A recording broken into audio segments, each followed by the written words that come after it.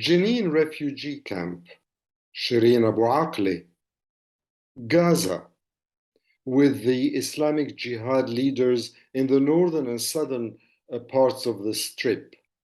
Then Nablus. This is the latest chapter of violence between Israel and the Palestinians. Welcome to Intuitive Reactions, the MENA and Gulf regions. This is number 48. Now, I shall examine a tad more forensically and more in depth these chapters of violence later this month with James Abbott, as we record our monthly Middle East Analysis, MEA, podcast on SoundCloud and Apple.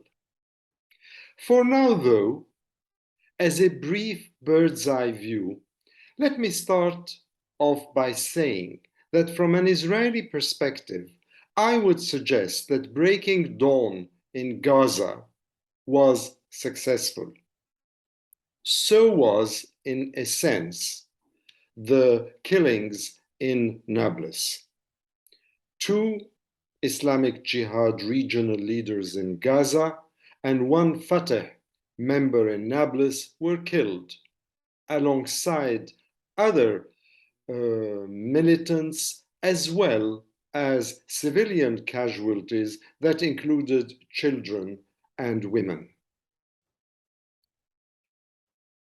These attacks also masked, from an Israeli international perspective, the failures in Jenin earlier. They basically showed a level of success that made the international community forget for a little while what had happened earlier in an earlier chapter in Jenin and the international condemnation that Israel had received, not only for the incursions into the refugee camp in Jenin and the killings there, but specifically also for the murder of the Al Jazeera journalist Shirin Abu Akleh. So what is Israel doing with these attacks, particularly nowadays with Prime Minister, a caretaker, Yair Lapid, and the Defense Minister, Benny Gantz, both of them having worked together on the latest attacks in Gaza, and both of them in a press conference congratulating each other for having worked in harmony and for having produced the results which they called a total success. I would very much dispute that it is a total success in the larger picture, but as I said, I would agree that from an Israeli perspective, this was successful, unlike many of the other campaigns in Gaza, for instance, starting with 2008 and all the way to 2022. There have been so many wars and so many attacks and so many incursions even into Gaza, yet only two did not involve Hamas and only involved Islamic Jihad. And it is this one, not with Mr. Security Benjamin Netanyahu, but with Mr. Yair Lapid, who's never served in the military. He wasn't conscripted, he was a journalist, so doesn't have the same kind of military understanding, and Benny Gantz together doing what they did in the last week or so. So what is Israel doing when I say doing what they did? In my opinion, it's too facile to say that this is an anti-Iran strategy, that Islamic Jihad has very close links to Iran, that it is based in Damascus, and therefore this was against Iran by the back door in view of the JCPOA, in view of the nuclear issue, in view of the paranoia that Israel has with Iran, a paranoia, incidentally, that is shared by other countries in the region too. It's not only about the anti-Iran strategy. Nor, for that matter, is it only a question of an electoral gimmick to try and to deflate Benjamin Netanyahu's popularity in the forthcoming elections in November of this year. I think this chapter of violence and what we are seeing in Gaza, in Jenin, in Nablus, in other places, has more sinister overtones. Israel, whom a lot of people define that it is a state within an army rather than the other way around, has been traumatized by the events that took place earlier in Jerusalem. You remember the ones that took place in Shafat, neighborhood of East Jerusalem. They were covered by the international media. There were people who were speaking out, and Israel was very much on the back foot on that one. And also the incursions at the time into Al-Aqsa Mosque before, during, and after the holy month of Ramadan. So these made Israel very, very wary about what is happening across the occupied territories. But it became even more concerned because if you recall, some of this violence also splashed within the Green Line. The Palestinian-Israeli community within Israel, in places like Lod, in places like Jaffa, in places like Nazareth. All this made the Israeli military and political officialdom sit up and say, wow, this is dangerous because we are entering a new dimension in the conflict between Israel and the Palestinians. So Israel decided to act. And what is it trying to do amongst other tools and stratagems? It is trying to separate Jerusalem from the West Bank, not only by proceeding with that colonizing settlement E1, which is going to be really the death knell of the two-state solution and its metamorphosis into a one-state reality. Nobody, even the most hopeful, would no longer be able to talk about a two-state solution once the E1 bulldozers start working on that settlement. So it's decided to separate Jerusalem from the West Bank. Then, at the same time, the northern West Bank, places like Nablus and Jenin, from the southern West Bank, places like Hebron and Bethlehem. And then both of those, the West Bank, that is still Palestinian, at least under international law, from Gaza. And all of these, Arab East Jerusalem, southern and northern West Banks and Gaza, separate them also from the Israeli Arab population within the Green Line. Did you notice how the latest campaign Breaking Dawn in Gaza did not touch Hamas? Because there were mutual interests. And the I overran the we of Palestinian inclusivity. We were listening about the possibility of a ceasefire, a hudna, between Hamas and Israel. It's happened in the past, and it's being spoken about again now.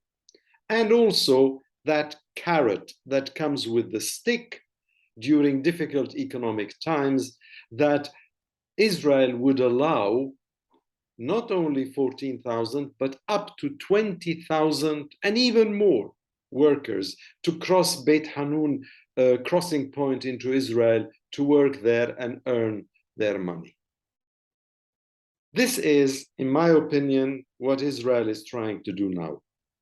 And this, in a nutshell, would perpetuate the colonization and the colonial policies of settlement. So what about the Palestinians, you might well ask? Yes, with the patent failure of the Oslo process, the defunct nature of further negotiations between Israel and the Palestinians, the redundant character of politics and politicking of the old guard within Palestinian ranks, just look at how Palestinian officials in Ramallah are being replaced. But more on that in my in-depth analysis with James and our MEA. The heroism also of the younger generations who know that the only answer to apartheid policies and colonial practices is a national, united struggle. And they've been demonstrating their dissatisfaction with the state of affairs in the demonstrations that have taken place not only in Nablus and in Gaza or in Jenin, but also in other places like Tulkarem, like Hebron, and elsewhere. Let alone, of course, don't forget that Biden came to the region, President Biden, avowed his Zionist sympathies, gave Israel the nod, didn't really do much for the Palestinians, and then left and went back to the White House. So all that means that it is important, it is essential. I would say it is vital for Palestinians, one, finally to get their heads together and unite their ranks and not go into this slovenly and shameful disunity. Two, to devise a struggle strategy, a strategy for the national struggle ahead. What we now have is frankly pathetic. It's an elite, as happens in many parts of the world, whether in the Arab world or elsewhere, an elite controlling the hopes, dreams, and ambitions of a whole population of men and women. What we now have is pathetic. And I suggest that people have a word. If they don't know, those politicians, what should be done, I have just a very simple solution. Forget everything else, forget everybody else. There is somebody in Ramallah called Dr. Mustafa Barghouti. He's a medical doctor, and he's also the founder of the Palestine Initiative, Al-Mubadara. Please go and talk to him, and he will be more than happy, I'm sure, to tell you what needs to be done in the process ahead. Otherwise, if we sit and stay where we are as Palestinians, and if we continue as Israelis, those incursions, those cyclical chapters of violence in Gaza, in the West Bank, in order to embed this separation of Palestinians from one geography to another, then what happened in Jenin, and then in Gaza, in Jerusalem, in Nablus, elsewhere, will happen again and again. And Palestine will frankly be lost.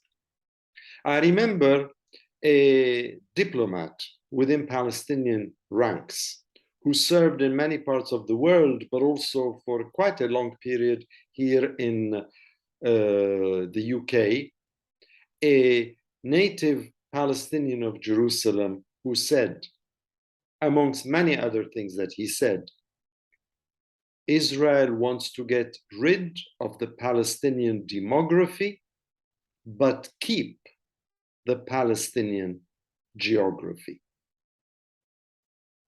And that is what we are seeing now. So I don't want the aspirations of Palestinians for self-determination to be quashed by military conglomeration, a military behemoth that Israel is, that merely wants to control a people, both Muslim and Christian, and to manage an occupation, let alone to normalize with the Arab world that in some instances is only too happy, too keen to return the favor. I do not wish this outcome for the Palestinians. I do not wish it for Israelis either. So until our Middle East analysis, our MEA, with James. I wish you well, and do be careful across the UK and across Europe with the next heat wave.